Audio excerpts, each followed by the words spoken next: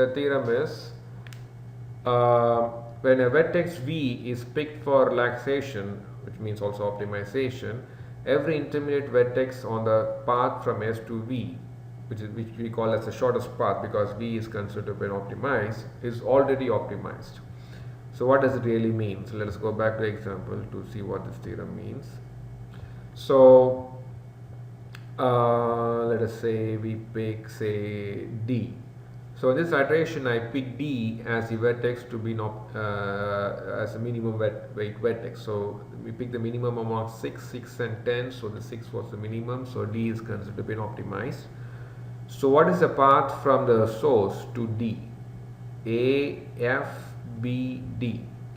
So if you notice, all the intermediate vertices which are B and F are already optimized. So B is all optimized. So F was optimized, then B was optimized, and then only D is optimized. So that is this theorem. Every intermediate vertex on the shortest path from S to V should have been optimized when V is considered to be optimized. Okay, so that's what is a theorem. So how we prove this? So let us prove this by contradiction. So let us say we have found V to have the minimum estimated shortest path weight among all the vertices that are not yet optimized, and we pick V for optimization or relaxation. So we want to prove that every intermediate vertex on this path from S to V is already optimized. So let us assume the opposite. Let there be an intermediate vertex X that is not yet optimized. So if there is an intermediate vertex X that is not yet optimized, so it is among the set of vertices that are not yet optimized, then its estimated shortest path weight should have been what? Greater than or equal to that of V. Because the reason we pick V as the vertex for optimization or relaxation is it is among all the vertices that are not yet optimized, the estimated shortest path weight for V is the smallest. Now if there exists a vertex X on this shortest path that is not yet optimized, then the weight of that estimated shortest path weight for that vertex X should be greater than or equal to that of V, right? So now in that case, okay, so X is going to get optimized in a later iteration, because in this iteration we optimized V and X was not yet optimized, so X is going to get optimized in a later iteration. Again, remember, all edge weights are positive. So if, and we saw in the previous theorem that the shortest path weights of the vertices are in the non-decreasing order. So even if X gets optimized in a later iteration, the optimal, the shortest path weight from S to X is going to be only greater than or equal to the shortest path weight from S to V. Because if X is going to get optimized in later iteration after V, then the estimated shortest weight from S to X is going to be only greater than or equal to that of V. Okay, and think about this. This is not possible given that every subpath of a shortest path is also a shortest path. Also means, also implicitly includes that edge weights are always going to be greater than 0. So if you're going to have a path from S to X of weight greater than a path from S to V, is that really possible given that X is an intermediate vertex on this path from S to V? That's not possible, because S to X is a subpath of the shortest path from S to V, and that should also be a shortest path, right? And again, all the edge weights are positive, so from X we have to go through some more edges to reach V. So if X to X is some weight and plus some more edges, the path from S to V should even have a larger weight than the path from S to X, and that's a contradiction, because we have assumed that what?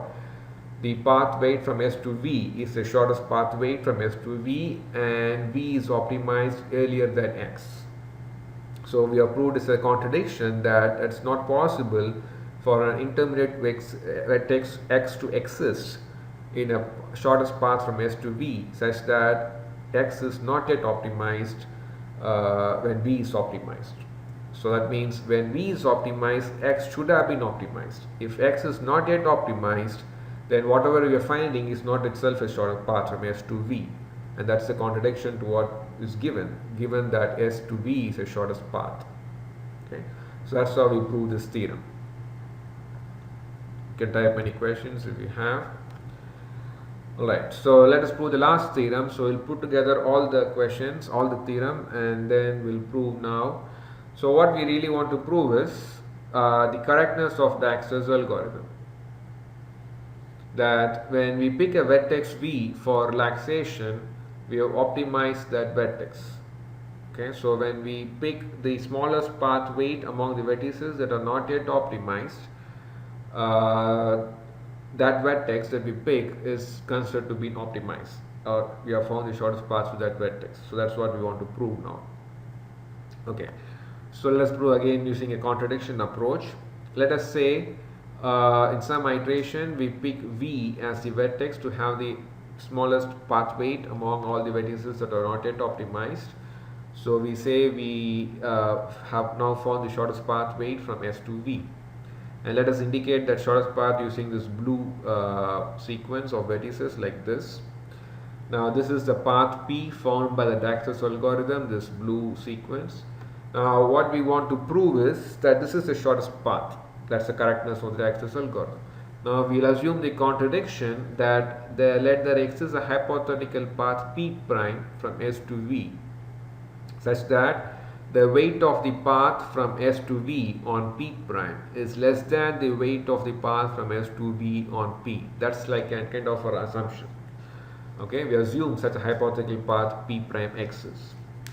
Now we have to argue whether such a hypothetical path P prime can really exist. Okay. So now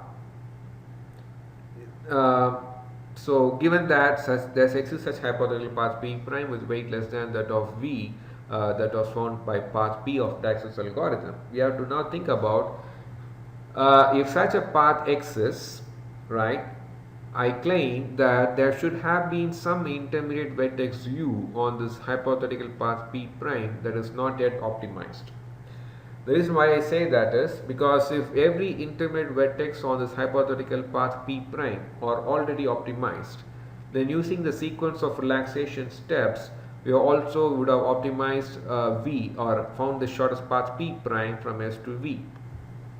The reason we have not found this path P prime as the shortest path from S to V is there is at least one vertex U that has not been optimized. If every intermediate vertex on this path P prime was optimized already, the way Dijkstra's algorithm is working, using the relaxation step, you should have explored or found this path P prime from S to V, and we would have claimed that as the shortest path instead of this path P. The reason why we are claiming this path P as the shortest path found by Dijkstra's algorithm is the algorithm did not notice this path P prime. That means there should be at least one such intermediate vertex U on this path P prime that is not yet optimized. So if such a vertex U exists that is not yet optimized, and from the earlier theorem we have proved that when we pick a vertex V and say it is optimized, the weight of every subsequent vertex that is optimized is always going to be greater than or equal to the weight of the vertex that was optimized in the earlier iteration. And also think about this S to U is the subpath of this path from S to V. And given that all edge weights are positive, if U was optimized only in a later iteration, the path weight from S to V is going to get larger than what we have found currently, because the reason why in the current iteration we choose this path P and say we have optimized the vertex V, because that's the minimum among the vertices that are not yet optimized. That means the path weight from S to V on this path P is now what? Less than the path weight from S to U. Otherwise you would have picked this U for optimization. Okay, so if the path weight from S to V is less than the path weight from S to U, put it the other way, the path weight from S to U is greater than or equal to the path weight from S to V, then you have some more edges to traverse from u to v on the hypothetical path p prime, and these are all positive edge weights. So the path from S to V on this hypothetical path P prime is only even going to get larger than what we have now from S to U, which by the way itself is greater than or equal to the path weight from S to V on this path P. So that means the path weight from S to V on the path P prime can only be greater than or equal to the path weight from S to V on the path P. And what we have assumed initially is not possible. That's a contradiction. Okay, so that's how we prove this. So let me repeat it again, how we prove the correctness of Dijkstra's algorithm. What we want to prove is when we pick a vertex V for relaxation, that means we are optimized at vertex B, means we have found the shortest path from the source to that vertex B. So let P be the path, such a path found by the Dijkstra's algorithm indicated by this blue sequence, and we want to prove that that's the shortest path from S to V. So we'll prove it by the approach of proof by contradiction. So let there exist some other hypothetical path from S to V. Let us indicate that path as P prime. And what we are claiming that is the weight of the path from S to V on P prime is less than the weight of the path from S to V on P, means this path found by Dijkstra's algorithm is not the shortest path. Now we have to explore, can such a hypothetical path P prime exist for this assumption to be true or valid. Okay, so the way Dijkstra's algorithm works is, in each iteration it picks a vertex among the vertices that are having the minimum weight among estimated path weight among the vertices that are not yet optimized, and relax its neighbors. Now if this path P prime has a smaller weight than path P, then every vertex on this path P prime should have been optimized, and as part of the relaxation step you would have found this path V from S to V on this path P prime. The reason why Dijkstra's algorithm did not find this path P prime from S to V is there should have been at least one intermediate vertex U that is not yet optimized and its neighbors are not yet relaxed. So only if such a vertex U could have existed, this path P prime was not explored by Dijkstra's algorithm, otherwise you would have found such a path P prime. So if such a vertex U was not yet optimized, at the time of picking V as the vertex that was optimized, the weight of vertex U should have been greater than or equal to the path weight of V on this path from S to V, because V was picked ahead of U. So U should have a larger or greater than or equal to estimated path weight than what we have for V on the path from S to V in this path. So that means the weight of the path from S to U on this path P prime should have been greater than or equal to the weight of the path from S to V on P. And from the earlier theorem, the vertices that are optimized in the later iterations are going to have only what? Weights in the non-decreasing order. So even if U gets optimized later, its path weight from S to U on this path P prime can only be greater than or equal to what we have for S to V on this path P. And given that there are some more edges from U to V on this path P prime and all edge weights are positive, the weight of the path from S to V on P prime can only even get larger than the weight of the path from S to U on P prime. And the weight of the path from S to U on P prime itself is larger than the weight of the path from S to V on P. That means the weight of the path from S to V on P prime can only be greater than the weight of the path from S to V on P. So that means it cannot be this way, it should be the opposite. So that's the contradiction to our assumption that the weight of the path from S to V on P prime is less than the weight of the path from S to V on P. So this is not possible to exist. That's how we claim that the path P found by Dijkstra's algorithm is the optimal or the shortest path. Okay, so if you have any questions you can type. Let me save it. Okay, so there's a question, can we have an edge weight of 0? Not for Dijkstra's algorithm. So for Dijkstra's algorithm, all edge weights have to be greater than 0. So positive in this means greater than 0. Okay, so only if you have all edge weights to be positive, Dijkstra's algorithm will work correctly. If you have some negative edge weights or even 0 as edge weight, Dijkstra's algorithm will not work correctly and give you the shortest path. Okay, so if you want for practice, now there's a small sub property which I don't want to go into the details. So when I say all edge weights have to be positive, it really means for edges other than those incident on the source vertex. Okay, so this is what the actual property is.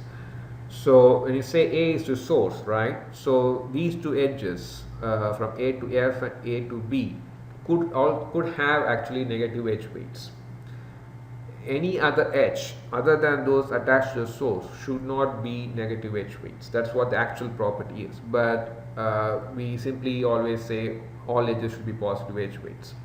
So as a practice for curiosity, assume some other edge weight, say this edge from D to E is negative 5, and do your calculations, do the iterations, and see can you still find the shortest path that are really shortest paths from the starting vertex A.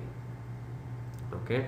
What we'll encounter is there will be looping, which means if you have some other edge weight other than those inserted on the source as negative edge weights, you will reach a scenario where you can keep on reducing the estimated path weight. You won't be able to stabilize and say this is the best. We cannot reduce it further. So if some other edge other than the one incident on the source has a negative edge weight, the algorithm really will not terminate. You will reach a scenario where you can keep on reducing the estimated path weight to a vertex. That's because it will be kind of like a looping scenario. Okay. So probably next class I'll add a slide to illustrate that. But if you want for practice, you can try it out. Okay. So any other question?